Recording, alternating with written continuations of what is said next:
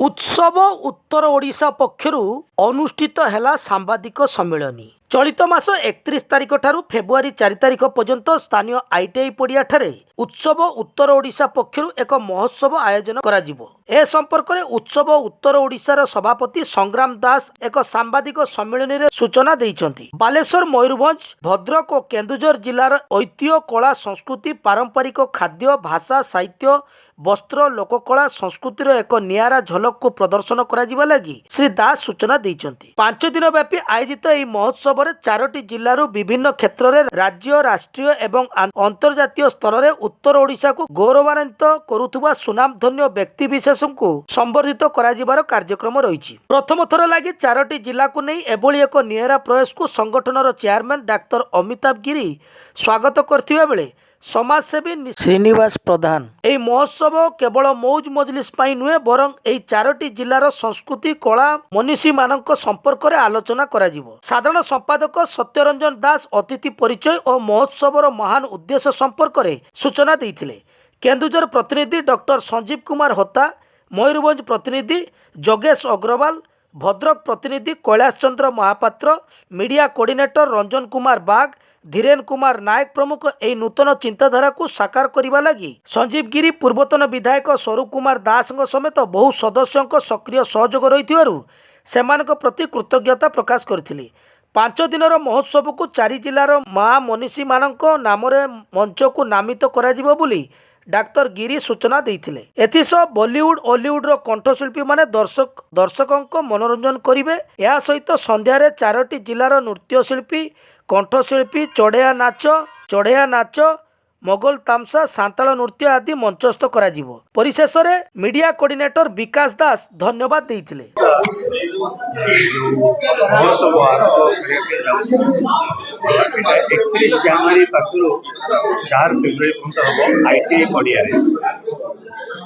उत्सव बालेश्वर सांगे उत्तर ओडिशा 4टी जिला बालेश्वर, मयूरभंज, केन्दुझर और भद्रक भी उत्सव कर आमर मेन मोटो है जो उत्सव उत्तर ओडिशा ऑर्गेनाइज करने जाऊँ आमर यहाँ 4टा डिस्ट्रिक्ट को लेकिन आम करूँ बालेश्वर, मयूरभंज एवं केन्दुझर भद्रक डिस्ट्रिक्ट को नहीं करुचु।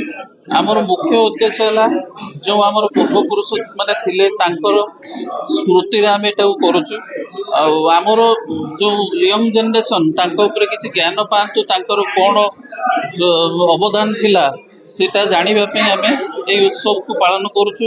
एवं आमर जो लोकल फूड अच्छी ता ऊपर आम फोकस करूँ जमीती है भद्रक पाड़ुआ लड्डू किंबा आप केन्दुझर मुग खिचड़ी है, आप छेनापोड़ है, बारिपदार मुढ़ी मांस है, ये सब खाद्य पानीय उपर आम यहाँ आदान प्रदान हम एवं यही सब खाद्यर केमती प्रचार प्रसार हो पार से भी आम ध्यान दबू। आ मुख्यतः आम यही आशा नहीं यहाँ पालन करूँ। यहाँ आप 5 दिन चलो 31 तारिख रु 4 तारिख पर्यटन। डॉक्टर संजीव कुमार होता केन्दुझर आसी जो उत्सव उत्तर ओडिशा हूँ अभिनव उपाय जो मैंने आगर कनसेप्ट देइचंदी निश्चित भाव में बहुत भल कनसेप्ट देइचंदी।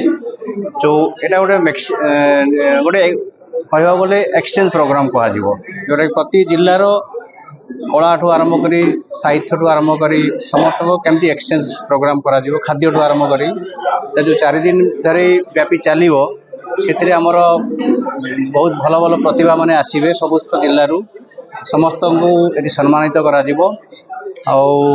खाद्यर मध्य एक्सचेंज करा जमी बारिपदार मुढ़ी कहतु, केन्दुझर बड़ी कहतु, बालेश्वर गजा कहतु, भद्रक पाड़ुआ लड्डू तो निश्चित भाव में गोटे बहुत स्वागत योग्य पदक्षेप। या समस्त जो आयोजन कर समस्त को मोर साधुवाद।